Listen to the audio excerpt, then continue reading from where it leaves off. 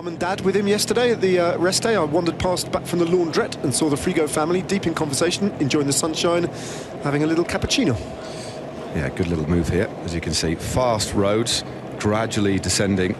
So they're at it again. Mirko Maestri and Julian Alaphilippe, joined by Davide Ballerini and Andrea Piccolo. I thought it was Stefan de Bod, but there you go. Interchangeable body shapes of EF. It's a strong theme of the Giro for you and me.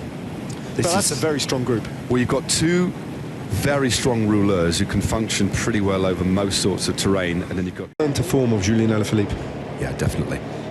Now, can he do it against the might of Movistar, who have got now their entire team on the front? Yes, Malaysian third wheel there. Again, an impressive couple of time trials from the current under-23 world TT champion. So they've got... That's coming off too, good. Now, I think what he's going to change that for, by the looks of things, was it... No, just come off? Don't know. He had it looked like he had a shell, an outer shell. Gilet, yeah. Yeah. So he's going to try and put that on now. And obviously, wow, that's going to go over the top of his rain cape by the looks of it. So his arms are out. So it just he's slightly more. So a short-sleeved race jersey over the top of a rain cape. I mean, it's yeah, unconventional. But that is unconventional. It's just an extra layer of warmth, isn't it? Just yeah, totally. A little bit of protection. But not quite as boil in the bag. That'll allow a little bit of... So you will be able to cool a little bit. Or stripping off. Now, will Maestri go for this one? It's just coming up now. Ballerini's still on the front. Yeah. A bit wasted effort, wouldn't it, for Maestri to try and out-sprint him? No, Ballerini's going to take it. Yeah. So Maestri settles for second place and 10 points in the intermediate sprint standings, and they roll through. And that banner in front says 45 kilometres to go.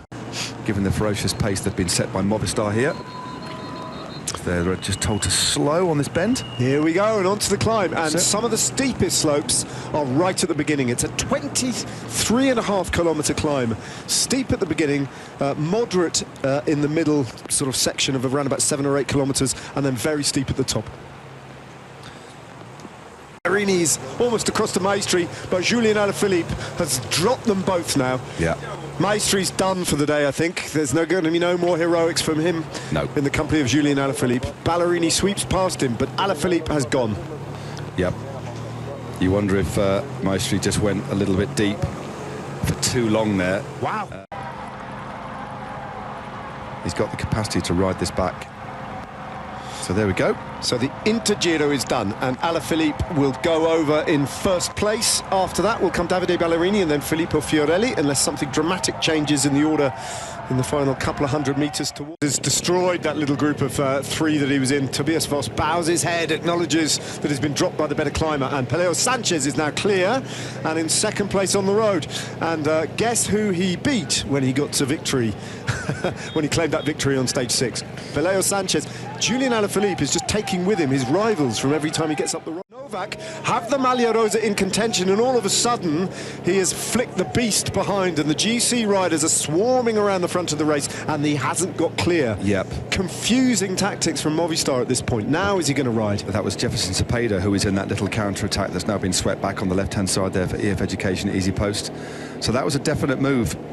That was a definite move, but it was Domen Novak who brought them back, wouldn't let them go. Was it? I don't Surely not.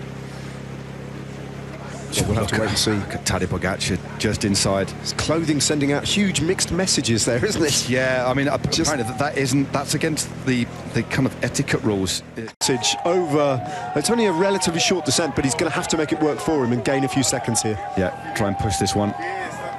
So push, but also recover. So you can push on a descent. It's more the technical side, so just taking a bit more pace in that you maybe normally wouldn't. He's shaking out his hands, which are getting cold. Out again, it's basically falls flat as he hits the foot of the climb, but Alaphilippe, it doesn't rise all the way to the line like this. This is not a 7 kilometre climb. No. Here we go. Average slope 6%, but that's because the last 2K are the steep bit. Yep, goes over here, flattens ever so slightly. He was putting time out of the into the chasing group. It's now closing 17 seconds, but 47. Well, riding into the last couple of 100 metres there, just under 3 hours of racing for this. This is going to be win number 5. Wow, we are running out of superlatives, Ned. He's done it again. Unless something astonishing happens, the Giro d'Italia from 2024 will have one man's name written all over it when the history books are read in the years to come. This is the Pogačar Giro d'Italia. He counts them up. He's nearly lost count. It is number 5 for Pogačar and counting. One nailed on day for the breakaway, and it wasn't. But UAE just, they couldn't not win today. Yeah, it would have been, I think it would, to answer your question, it would have been disrespectful not to have won. Yeah, it was there in front of him, and he's the strongest, and he just showed it again. He could have gone even harder. Round that final corner, he was almost backing off Ned. He is in another league. 5 wins. Still 5 stages to go.